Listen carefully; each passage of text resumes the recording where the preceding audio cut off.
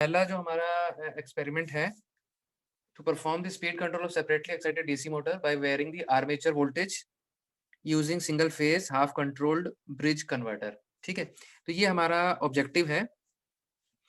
अब इसको हम मैटलैब की मदद से भी कर सकते हैं, साइलैब की भी मदद से कर सकते हैं। ठीक, हमारे पास ये 200 वोल्ट्स का 200 volts 875 rpm 150 amperes separately excited DC motor has an armature resistance of 0.06 ohms.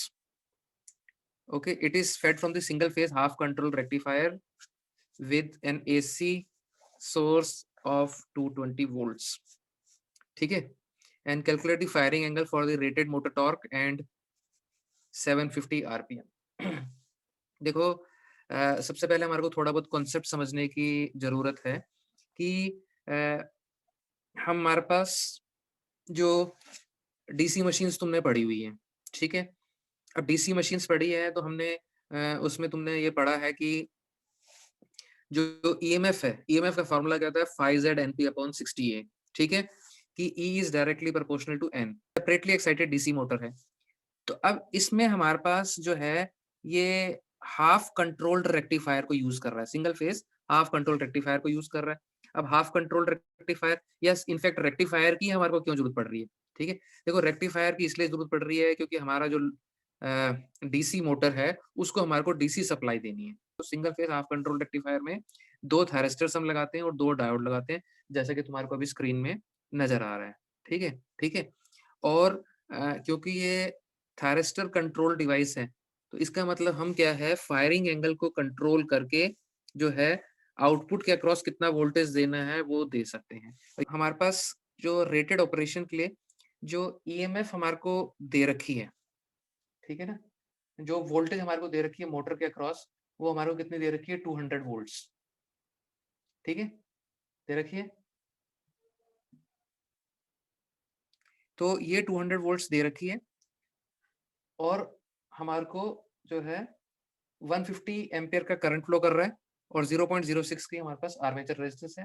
तो हमारा ड्रॉप कितना हो जाएगा, 1.150 इंटू 0.06 हमने किया तो वो 9 आ गया। 200 में से 9 माइनस किया तो हमारा 191 वोल्ट्स आ गया। चलो, तो हमने ये 220 वोल्ट जो है ये फेज वोल्टेज फेड की है और आरएमएस वोल्टेज फेड की है, यानी इसको अगर हम जो है √2 से मल्टीप्लाई कर देंगे तो हमारे को मैक्सिमम वोल्टेज आ जाएगी।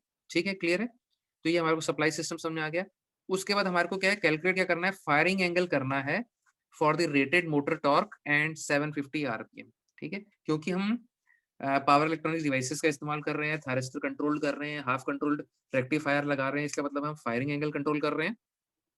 और फायरिंग एंगल हम कंट्रोल कर रहे हैं तो हम आउटपुट को कंट्रोल कर सकते हैं, और आउटपुट को अगर हम कंट्रोल करेंगे तो हम वोल्टेज को कंट्रोल कर सकते हैं, स्पीड को कंट्रोल कर सकते हैं। जैसे मैंने बताया कि EMF is directly proportional to speed. ठीक है, यानी कि E1/E2 is equal to N1/N2। ठीक है, तो हमारे को स्पीड गिवन है, ठीक है, और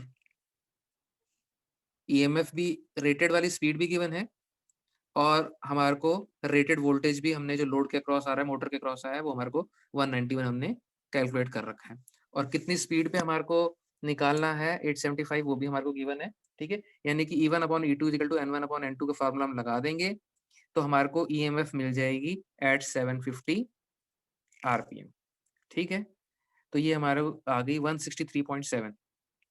okay, now this armature voltage is to be calculated. तो आर्मेचर वोल्टेज कैलकुलेट करने के लिए हम VA is equal to E plus IARA कर देंगे। ठीक है, जब हम जनरेटर की बात कर रहे हैं तो हम EMF में से ड्रॉप माइनस करेंगे।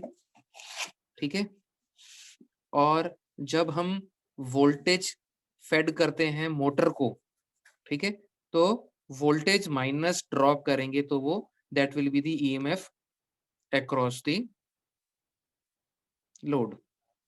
ठीक है, तो ये आर्मेचर वोल्टेज हमको कैलकुलेट करनी है। So this is equal to EMF plus IARA। EMF हमने अभी निकाली है 163.7, उसमें हम ये जो ड्रॉप है IARA वाला ये डाल देंगे तो 172.7 आ जाएगी। ठीक है। अच्छा, उसके बाद हमारे पास, जैसे मैंने अभी डिस्कस किया था कि हमारे को आरएमएस वोल्टेज गिवन है, तो उसको हमने √2 से मल्टीप्लाई किया, तो हमारे को मैक्सिमम वोल्टेज आ गया। ठीक है। तो अब हाफ कंट्रोल्ड जो रेक्टिफायर है, उसमें जो आर्मेचर वोल्टेज का फार्मूला होता है वो क्या होता है, VA इज इक्वल टू VM/पाई bracket start 1 plus cos alpha. तो इसमें हमारे को आर्मेचर वोल्टेज पता है, मैक्सिमम वोल्टेज पता है, सब कुछ पता है। कॉस अल्फा की वैल्यू आ जाएगी, सॉल्व करेंगे उसके बाद हमारे को अल्फा की वैल्यू आ जाएगी, कॉस इनवर्स लेने से ये आ जाएगा। ठीक है। दूसरे वाले में हमारे को क्या है, अल्फा की वैल्यू गिवन है 100 और हमारे को अननोन क्या है, आर्मेचर वोल्टेज। सेम फार्मूला इस्तेमाल होगा, सारी चीजें हमारे को पता है। ठीक है। तो हम उसको कैलकुलेट कर लेंगे। ठीक है। मैक्सिमम वैल्यू कहाँ से आई है,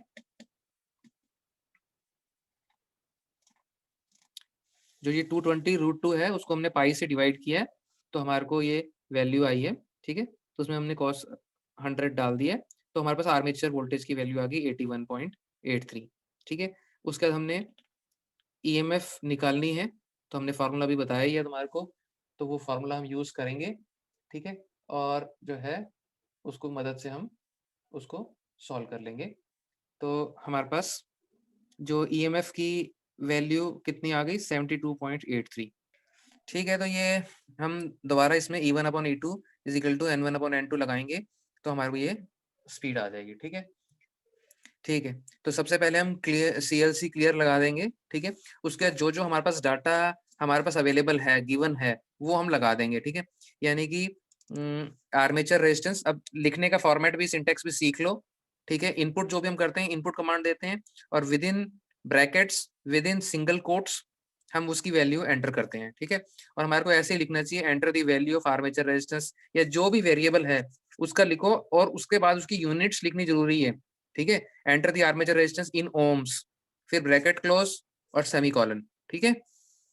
इसी तरह से हम आर्मेचर करंट को इनपुट करा देंगे, सोर्स वोल्टेज को इनपुट करा देंगे, रेटेड वोल्टेज मोटर की जो है उसको इनपुट करा देंगे, और रेटेड स्पीड जो गिवन है उसको हम इनपुट करा देंगे। ठीक है। उसके बाद हमने फॉर्मूला लगा दिया ईएमएफ वाला। ठीक है। तो ER is equal to VR, देखो वेरिएबल कुछ भी दे सकते हो, उससे कोई फर्क नहीं पड़ेगा आउटपुट में। ठीक है। तो ER is equal to VR minus bracket में IARA और सेमीकोलन डाल दिया हमने। तो जो भी हम इनपुट कराते हैं, फार्मूला लिखते हैं, उसको अगर हमारे को डिस्प्ले जब कराना है तो डिस्प कमांड यूज करते हैं। तो देखो डिस्प लिखना है और with in single quotes, with in bracket, पहले ब्रैकेट स्टार्ट करना है, फिर सिंगल कोट करना है, और फिर तुम्हारे को ये वैल्यू जो है जो भी लिखना है, voltage across armature is this करके ब्रैकेट क्लोज, पहले सिंगल, विद इन जो सिंगल कोट है उसको बंद करना है, फिर राउंड ब्रैकेट क्लोज करनी है, सेमीकोलन लगाना है, फिर जो वेरिएबल तुम्हारे को आउटपुट में लेना है उसको तुम्हें मेंशन करना है। ठीक है। तो ये सिंटेक्स फॉलो होगा।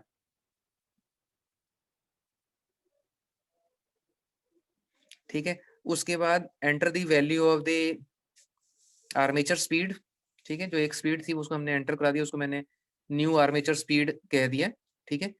तो वो हम एंटर कर देंगे। उसके बाद डिस्प्ले कमांड यूज कर दी, हमने फॉर्मूला लगा दिया, E1/E2 इक्वल टू N1/N2 वाला जो फॉर्मूला है वो लगा दिया, वो हमने अभी ऊपर समझाया ही है सारी चीजें। तो ER, NR और N1 हमारे को पता है, तो इससे हमारे को E1 की वैल्यू आ जाएगी। ठीक है। और E1 में जब हम IARA लिख देंगे, फॉर्मूला लगा दिया हमने, पहले E1 को डिस्प्ले करा दिया, फिर VA1 यानी कि जो हमारी armature voltage at first new speed जो है उसको हमने डिस्प्ले करा दिया इस फॉर्मूले से। फिर हमारे को मैक्सिमम स्पीड चाहिए। मैक्सिमम स्पीड के लिए हम क्या करेंगे, जो हमारे पास स्पीड आई थी, जो गिवन थी हमारे को सोर्स वोल्टेज जो आरएमएस में गिवन थी, उसको हमने √2 से मल्टीप्लाई करना है। √2 से मल्टीप्लाई करने के लिए जो सिंटेक्स है वो स्क्वायर रूट है 2, SQRT विद इन ब्रैकेट 2 लिख दिया हमने, सेमीकोलन लगा दिया। अब ये firing angle at 750 degree 750 RPM है। अब जो मैंने तुम्हारे को फॉर्मूला बताया था, ठीक है, VM/पाई 1 प्लस कॉस अल्फा वाला, उसमें हमारे को क्या है, अभी अल्फा की जरूरत है, एंगल की जरूरत है। ठीक है। तो एंगल को मैंने यहाँ कर दिया और A cos D लिख दिया। A cos का मतलब क्या होता है, कॉस इनवर्स। ठीक है। और D का मतलब क्या है कि we are giving the values of angle in degrees. ठीक है। अगर हमको रेडियंस में देना है तो सिंपल A cos कर देंगे, और अगर हमारे को डिग्रीज में देना है तो हमको डी लिखना जरूरी है, ठीक है। अब हमने यहाँ पे पी आई पाई यूज किया है क्योंकि हम मैटलैब में यूज कर रहे हैं, ठीक है। तो ये फॉर्मूला लगाएंगे, डिस्प्ले करेंगे तो हमारे को डिस्प्ले हो जाएगा, ठीक है। उसके बाद हमने दूसरे में हमारे को एंगल दे रखा है, दूसरे का एंगल हमने सी ले लिया, सी इज इक्वल टू 100। सेम वही फॉर्मूला लगा दिया हमने आर्मेचर वोल्टेज का, आर्मेचर वोल्टेज हमारे को आ गया, डिस्प्ले करवा दिया हमने। फिर हमने ईएमएफ वाला फॉर्मूला यूज कर लिया, फिर हमने ईएमएफ को डिस्प्ले करा दिया, और फिर E1/E2 is equal to N1/N2 वाला फॉर्मूला लगा के हमने स्पीड भी कैलकुलेट कर ली, ठीक है। यानी कि जब हमारे को एंगल गिवन था तो हमने स्पीड कैलकुलेट कर ली, और जब हमारे को स्पीड गिवन था तो हमने एंगल कैलकुलेट कर लिया, ठीक है। अब जो इसका थर्ड पार्ट है, ठीक है, यानी कि now plot the curve between the armature voltage and the armature speed, ठीक है, for angle ranging from 20 degrees to 100 degrees. इस पार्ट पे हम फोकस अभी करेंगे, ठीक है। तो इसके लिए हम क्या है, लूप लगाएंगे, फॉर लूप लगाएंगे। तो जैसे हम सी प्लस प्लस में भी लगाते हैं, सेम वही तरीका है, फॉर लूप लगाएंगे। For n is equal to 20:110, ठीक है। यानी n की वैल्यू 20 से लेकर 100 तक वेरी करनी चाहिए। फिर हमने वही फॉर्मूला लगा दिया आर्मेचर वोल्टेज का, ठीक है। तो आर्मेचर वोल्टेज का हमने फॉर्मूला क्यों लगाया, क्योंकि वही है, अभी हमारे को एंगल गिवन है, तो एंगल गिवन होगा तो हम आर्मेचर वोल्टेज कैलकुलेट करेंगे, आर्मेचर वोल्टेज से हम ईएमएफ कैलकुलेट करेंगे, और ईएमएफ से हम स्पीड कैलकुलेट करेंगे, ठीक है। सेम वही फॉर्मूला जो ऊपर हमने लगाया था वही यूज करेंगे, लेकिन हमारे को इसको पूरी रेंज के लिए कैलकुलेट करना है, यानी कि हमने इसको n का फंक्शन बना दिया है।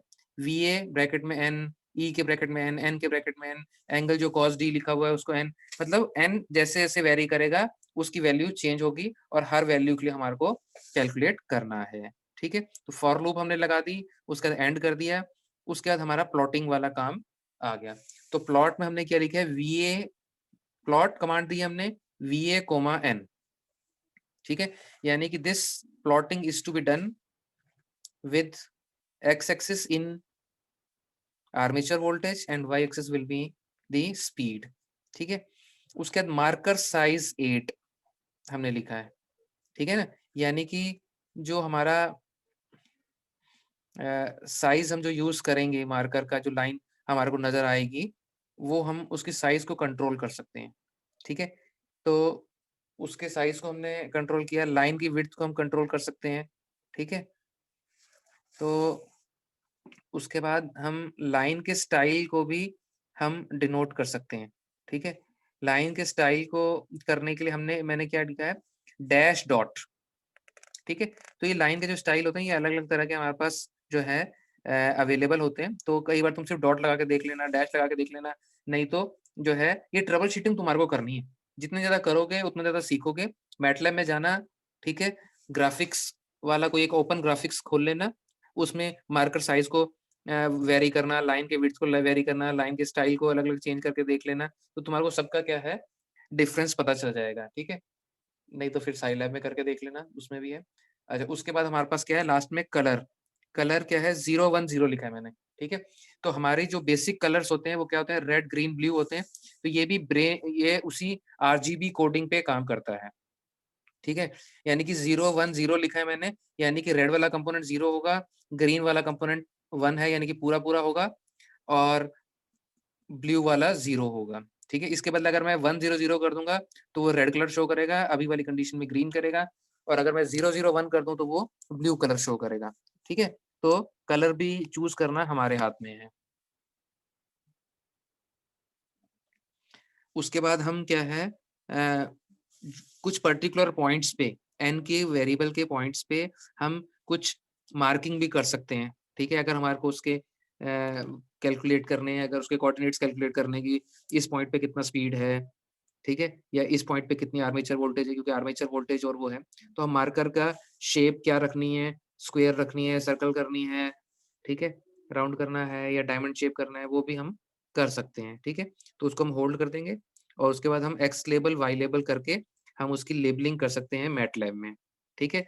और हम अगर हमारे को कुछ उस पे ग्राफ पे जो आउटपुट, ग्राफिकल आउटपुट आएगा, उस पे अगर हमारे को कुछ लिखना है, ठीक है, आउटपुट में, तो वो हम लिख भी सकते हैं, ठीक है। इसी तरह से अगर हमारे को उसका कुछ टाइटल देना है, तो हम टाइटल भी दे सकते हैं, ठीक है? तो अब हम इसके आउटपुट को स्टडी करते हैं, तो तुम्हारे को और ज़्यादा क्लियर हो जाएगा कि हमने क्या किया, क्या नहीं किया। तो देखो यहाँ पे हमने शुरू-शुरू में जो-जो चीज़ें इनपुट करवाई थी, यानी कि आर्मेचर रेजिस्टेंस।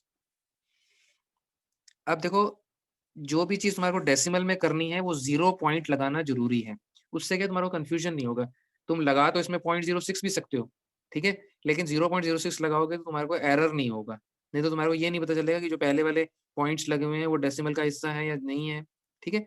तो इस तरह से हम armature current, armature resistance, source voltage, rated motor voltage, rated speed, इनको एंटर करवा देंगे और हमारे पास जो आर्मेचर की वैल्यू आएगी, आर्मेचर के अक्रॉस जो वोल्टेज की वैल्यू आएगी, ईएमएफ जो आएगी रेटेड ऑपरेशन में, वो 191 आएगी, जो हमने पहला फ़ॉर्मूला लगाया था, ठीक है? उसके बाद हमने स्पीड इनपुट कराई, ठीक है? 750 750 हमने इनपुट कराई, 875 हमारे को गिवन ही है, ठीक है? तो वो हमने लगा के हमारे को E1 की वैल्यू आ जाएगी और अप्लाइड वोल्टेज का फ़ॉर्मूला भी हमने ऊपर डिस्प्ले किया था, तो उस हिसाब से आर्मेचर वोल्टेज की वैल्यू जो है 172 आ जाएगी। फ़ॉर्मूला हमने ऊपर डिफाइन किया था, A cos D वाला, कॉस इनवर्स वाला, उससे हमारे पास A की वैल्यू आ गई, ठीक है? इसी तरह से दूसरे वाले में हमने एंगल की वैल्यू दे दी, तो पहले आर्मेचर वोल्टेज की वैल्यू आ गई, फिर ईएमएफ की वैल्यू आ गई और फिर हमारी क्या है, E1/E2 करके हमारे पास स्पीड की वैल्यू आ गई। अब हमने जो तीसरा पार्ट था उसका, यानी कि ग्राफिकल आउटपुट वाला, ठीक है? अब हम उसकी स्टडी करेंगे। देखो इसमें सबसे ऊपर टाइटल नज़र आ रहा है, जो हमने टाइटल दिया था वो टाइटल नज़र आ रहा है, ठीक है? इसी तरह से जो है हमारे को वाई एक्सिस में जो हमने लिखा था एवरेज स्पीड आरपीएम में नज़र आनी चाहिए, वो नज़र आ रही है। इसी तरह से एक्स एक्सिस को भी हमने जो डिफाइन किया था आर्मेचर वोल्टेज, वो हमारे को नज़र आ रहा है, ठीक है? अब हमारे पास टेक्स्ट मैसेज की हम बात कर लेते हैं, ठीक है? तो हमने टेक्स्ट मैसेज कुछ शो किया था, ठीक है? स्पीड वोल्टेज कैरेक्टरिस्टिक्स, ये टेक्स्ट मैसेज जो है मैंने डाला था, ठीक है? तो मैंने बताया था कि जो भी हमारे पास ये टेक्स्ट मैसेजेस है, हम जिस पोजीशन में डालना चाहें, उसी पोजीशन पे वो डिस्प्ले करेगा। अभी अगर हम मोटा-मोटा देखें, तो ये हमारे को कुछ 800 के पास लग रहा है। इसी तरह से हम इसको अगर इसके हम एक्स कोऑर्डिनेट्स को देखें, तो ये कुछ समव्हेयर 15 के आस-पास यहाँ पे कहीं पे लग रहा है हमारा, 15 के आस-पास कहीं लग रहा है। अब एक्चुअल में हम कोडिंग देख लेते हैं, मुझे खुद को याद भी नहीं है कि हमने क्या दी थी वैल्यू उसकी।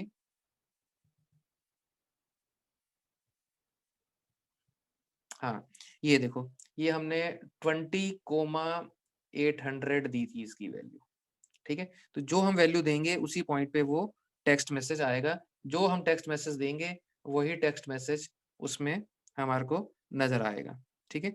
तो इस तरह से हम उसमें कोऑर्डिनेट्स को लिख सकते हैं, ठीक है? अब जो हमने उसके ग्राफिकल आउटपुट के जो बाकी चीज़ें थी, उस पे हम फ़ोकस करते हैं,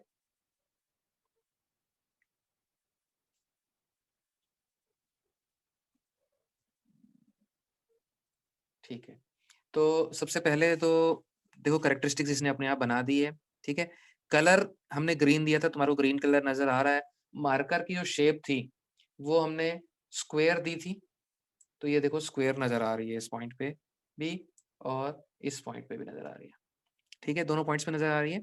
शेप हमने स्क्वायर दी थी और जिस कोऑर्डिनेट्स पे दी थी हमने, ठीक है? एक हमने 41 दी थी, ठीक है? और तो उस टाइम उसके कॉरेस्पॉन्डिंग हमारी जो स्पीड होगी और जो आर्मेचर वोल्टेज होगा, ठीक है? वो इसने यहाँ पे डिस्प्ले करा दिया है। उस टाइम ऐसा कुछ आर्मेचर वोल्टेज होगा और ऐसा कुछ यहाँ पे जो है हमारी जितनी भी वोल्टेज आ रही है, ठीक है, होगी, ठीक है? इसी तरह से हम 100 के कॉरेस्पॉन्डिंग भी कैलकुलेट कर सकते हैं, ठीक है? तो और हमारा ये जो लाइन की जो शेप हमने दी थी, इसकी देखो लाइन की विड्थ है, जो हमने 2 दी थी, ज़्यादा देंगे, कम देंगे, जैसा देंगे आ जाएगा। शेप हमने क्या दी थी? डैश और डॉट। तो इसमें भी अगर तुम थोड़ा अच्छी तरह से अगर हम ज़ूम करके देखेंगे ना, तो ये डैश डॉट के शेप में ही है। चलो, अब हम प्रोग्रामिंग में तुम्हारे को साइलैब में बता रहा हूँ। तो जैसे मैंने पिछली क्लास में भी तुम्हारे को बताया था कि अगर हम साइलैब में प्रोग्रामिंग करें, चाहे मैटलैब में प्रोग्रामिंग करें, ज़्यादा फ़र्क नहीं पड़ता, ठीक है? फ़र्क कहाँ-कहाँ पड़ेगा, तो जो फ़र्क वाले पॉइंट्स हैं, मैं वो बता देता हूँ। बाकी जो सेम है, वही चीज़ रिपीट करने का कोई मतलब नहीं है, ठीक है? एक तो मैंने तुम्हारे को ये बोला था कि जो हमारी कमेंट लाइन है, ठीक है? जो परसेंटेज से हम डिस्प्ले करते थे, वो हम यहाँ पे डिस्प्ले करेंगे स्लैश से डबल स्लैश, ठीक है? जैसे कि यहाँ पे दिखाया हुआ है, ठीक है? और यहाँ पे सी वाले में भी दिखाया हुआ है। दूसरी बात मैंने तुम्हारे को बोली थी कि जो साइलैब में पीआई जो पाई है वो नहीं चलता, तो उसके लिए हमारे को मैन्युअली 3.14 डालना पड़ता है। तो वो हमने यहाँ पे देखो मैन्युअली 3.14 डाल रखा है, ठीक है? बाकी सेम वही फ़ॉर्मूला वगैरह सेम है, उसमें कोई चेंजेस नहीं आएँगे। फॉर लूप भी हमारी सेम चलेगी, ठीक है? अब और कौन-सी ऐसी चीज़ें हैं जो इसके साथ कंपैटिबल नहीं है, ठीक है? जो हमारा एक्स एक्सिस की लेबलिंग है, वाई एक्सिस की लेबलिंग है, उसमें वो मैटलैब वाला सिंटैक्स नहीं चलता, ठीक है? और मार्कर वाली जो चीज़ें हैं, कि स्क्वेयर का शेप देना है, वो शेप देना है, वो हम नहीं कर सकते। अब हमारे को किसी एक पर्टिकुलर पॉइंट पे हमारे को कुछ मैसेज देना है, टेक्स्ट मैसेज देना है, वो चीज़ें भी इसमें नहीं चलती। होल्ड वाला कमांड भी इसमें नहीं चलता, ठीक है? तो वो सारी चीज़ें नहीं चलती, तो नीचे से जो एक्स्ट्रा हमारी प्रोग्रामिंग थी, वो मैंने डिलीट कर दी है और यहाँ तक हमारा ये चलेगा, ठीक है? अब इसका हम आउटपुट देख लेते हैं। आउटपुट ये हमारे कंसोल में ऐसे ही सिंपल आ जाएगा, वो अपने को कॉपी करना है, पेस्ट करना है, उसमें कोई दिक्कत नहीं है, ठीक है? लेकिन मैटलैब में हमारे को जो आउटपुट है, वो कमांड विंडो में ही दिखा देता है, ठीक है? लेकिन यहाँ पे variable browser top right position पे हमारे को होता है, वहाँ पे हमारे को नज़र आता है, ठीक है? कि ई जो है वो हमारा 1 अंडर 10 है, ई1 हमारा राउंड ऑफ वाला काम ये खुद कर लेगा, ठीक है? जैसे हमारा कुछ 163.7 आया था, तो इसने अपने आप 164 ले लिया, ठीक है, उतना काम ये कर लेगा, ठीक है? लेकिन जितने भी वेरिएबल्स हैं, जो हम इनपुट कराएँ या वो आउटपुट में देगा, वो सारे के सारे डिस्प्ले करेगा। तो इसी तरह से ये इसका ग्राफिकल आउटपुट है। तो again we can see that its caption is not there, x-axis and y-axis are without labeling, marker is not there, text message is not there, ठीक है?